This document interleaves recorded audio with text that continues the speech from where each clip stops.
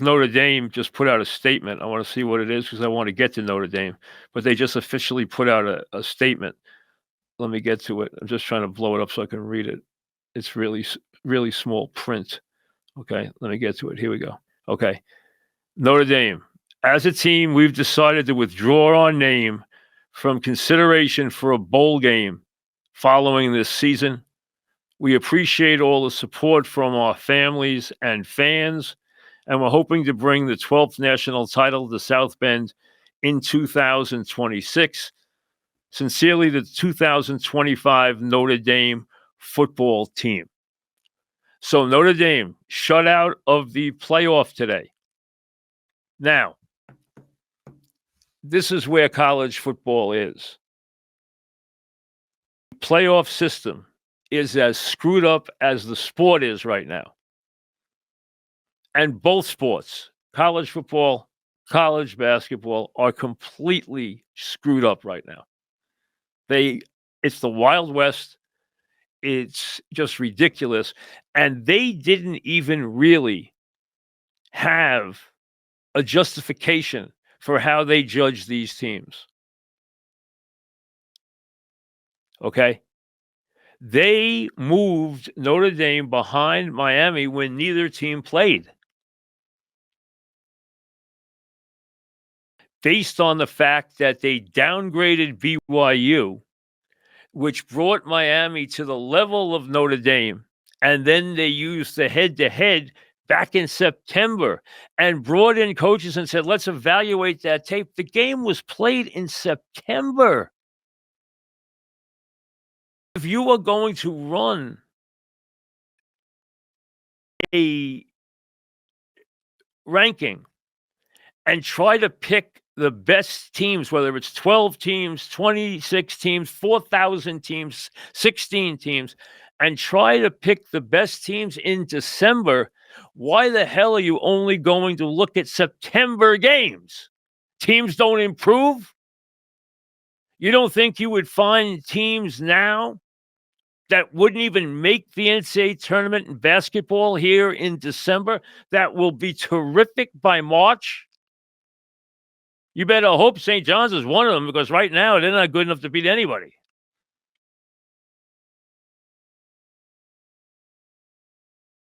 Forget that for a second. I'll get to St. John's. Now, I understand that Notre Dame played an incredibly soft schedule. I also understand they don't have the protection and never will, okay? They want to force Notre Dame into a league. Notre Dame, remember, is now and has been forever the only team that is a network in its own world. No one else is. Not the Dallas Cowboys, not the New York Yankees, nobody. Notre Dame plays no regional games. Every game they play is nationally televised. Every single game. It has been that way forever. Because they are Notre Dame and no one else is. They are not going to join a football conference. Doesn't mean they can't improve their schedule, but tell me about schedules now. Tell me if a team like Texas, which was shut out and belonged in there, in my mind, belonged in that thing today, in that tournament today also. And if you're going to have teams go in there under the protection where they don't have to play or win or do anything yesterday, like Alabama, to stay in the tournament. I'm not talking about Ohio State here, okay? I'm talking about Alabama. And you're going to take weak teams to protect the... If you're going to take leagues, then you have to make them at-large bids so that they are defined before the competition starts. You cannot take them randomly and then say our goal, our premise, our only justification is to pick the top 12 teams and then leave Notre Dame and Texas out, because they're clearly among the top 12 teams. I think Vandy's a really good team. I don't think they're a top 12 team. I think Texas is. I think Notre Dame is. I think right now, Notre Dame, if I was going to rank them, would probably be ranked 6 or 7 in the country. Legitimately. I understand they lost 2 games early in the season. I understand that. And I understand it's Notre Dame, so half the world hates them and half the world worships them. And down in SEC country, they love punishing Notre Dame. Okay? But the idea of how SEC-centric that whole thing is ridiculous. It is not run fairly. And the SEC is the best league by a mile. I am not arguing that. I am not quibbling about teams like Ole Miss or Texas A&M. They belong there.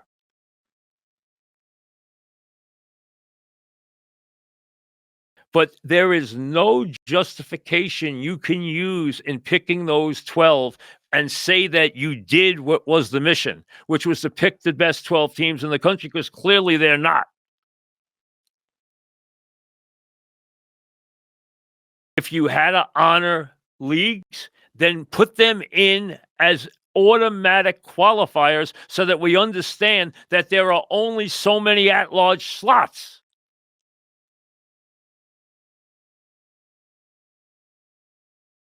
And that means the leagues that you pick get in no matter what their record is. It's not judged on, oh, they don't belong. Oh, we can't take them. They have this many losses. It's nonsense. Either they belong or they don't belong. Right now, that thing is set up so badly and so unfairly, there is no way to justify it and no way to defend it. And I don't care if you're a Notre Dame fan or not a Notre Dame fan. Somebody was going to get screwed. Hey, if Miami was on the outside looking in, they'd have a big argument because they beat Notre Dame. This was not an easy thing. I didn't say it was, but they did not come up with any clearly definable rules and interpretations of what they were trying to do.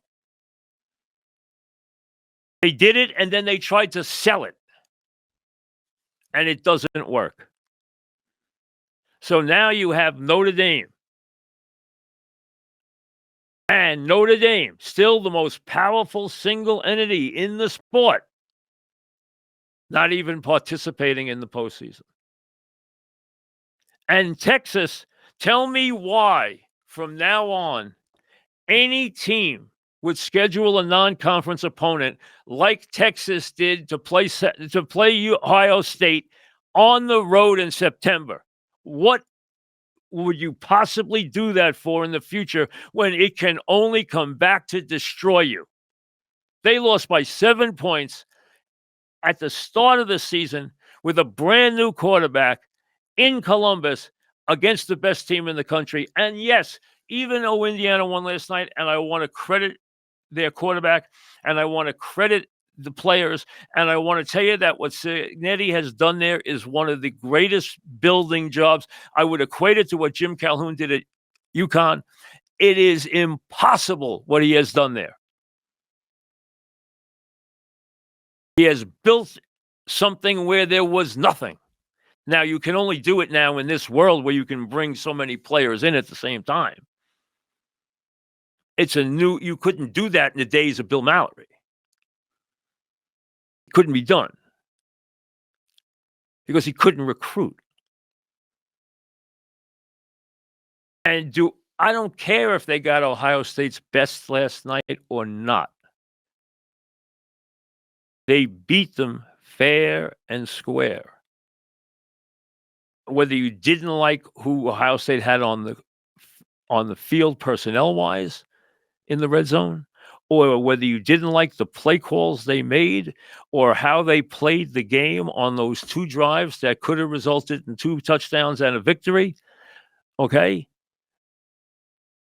And I understand those who want to say the loss meant nothing to Ohio State. Well, you're right.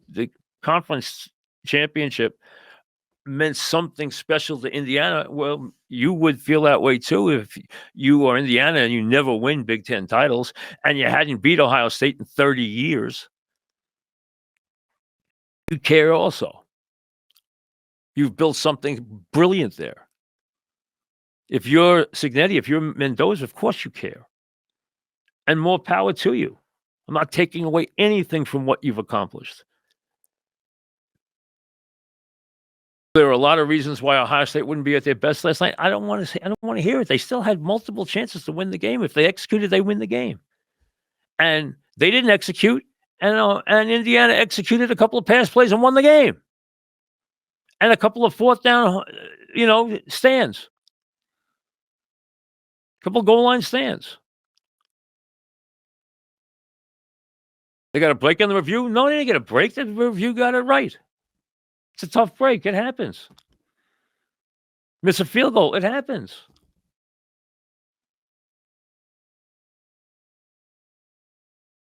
And yes, if Ohio State comes back and winds up playing Indiana again and they beat them for the national championship, well, then, yes, that will be the bigger game. There's no question.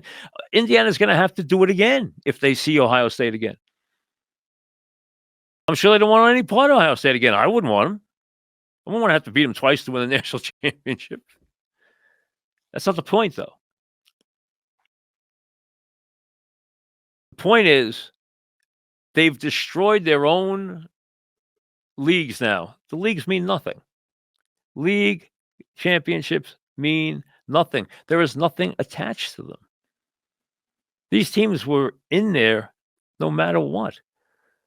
Ohio State went down one slot, still gets a bye. I mean, they didn't lose anything in the competition. They lost nothing. Absolutely nothing. They lost a Big Ten title if they care. And if they win a national championship, they're not going to care one iota. Not one iota. They beat Michigan. If they win the national championship, they'll have accomplished everything they wanted to accomplish this year. And they can, they can take care of Indiana when they see them again. There's a very good chance the teams would meet again this year. I mean, I'm not ruling out a couple of the other teams, especially Texas Tech and Georgia. And I think Texas Tech, as I told you all year, I love that team. I've been picking them all year, and I think they're very, very good. But the sport is screwed up, and the competition and how they do it and how they ran and how they put this field together is as screwed up as the sport is.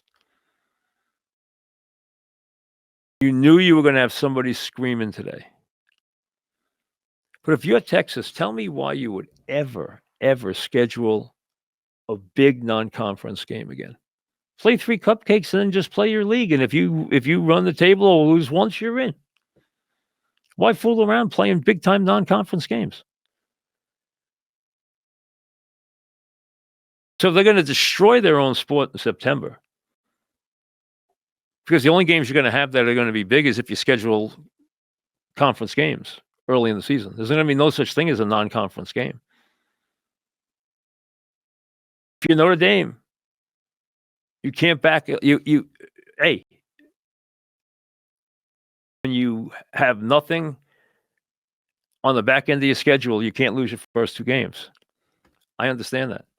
Is Notre Dame one of the here's how I'll ask the question. Is Notre Dame one of the 12 best teams in the country? There is nobody anywhere who would tell you they are not. There is not a person who would look into a camera who knows anything about the sport and tell you that Notre Dame right now is not one of the 12 best teams in the country. They absolutely are. It's not even debatable. They might be one of the 6 best teams in the country. They could win a national championship this year. Texas belongs in that competition.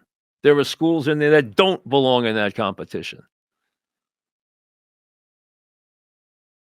And they have no way of explaining exactly what they utilized as their criteria for that to happen. And they moved Notre Dame and Miami, they moved Miami from behind Notre Dame to ahead of Notre Dame with neither of them playing.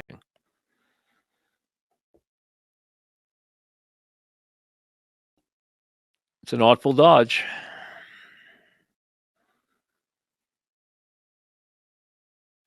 So Notre Dame says, there have been some rumblings that they might go play and against BYU in Orlando, which who would have cared about that game anyway? Unless they were going to go play Texas somewhere, who would even care about where they played? And most of these bowl games now not played inside the playoff. None of the guys who are going to the NFL play anyway, so the games are worthless. They're almost unwatchable. So they've destroyed the bowls, which have been good to them for 50 years. They've destroyed the bowls, except the ones that partake in the playoff, which has nothing to do with their bowls anymore. They're not even a bowl anymore. In essence, what they do, they're just a site. That's all they are. They have nothing to do about anything anymore. And now you've destroyed and devalued anything in college football that has to do with any non-conference games. There's no such thing anymore. Now you're just in these holding zones, these massive leagues where you're there to gulp up the TV money and be protected, and you play your league and away you go. And try not to lose more than 2 games. That's the essence of the sport now. Then make the competition, and you wait for the games at the end of the year. So what college football had was it had a sport where every game was important, where rivalries were special, where history mattered, and they have completely destroyed all of that. That's because the guys who are now running it are bean counters, TV executives who know nothing about what the sport is about. College football is built on tradition, history, and rivalries. And the fact that every game counted. No longer the case.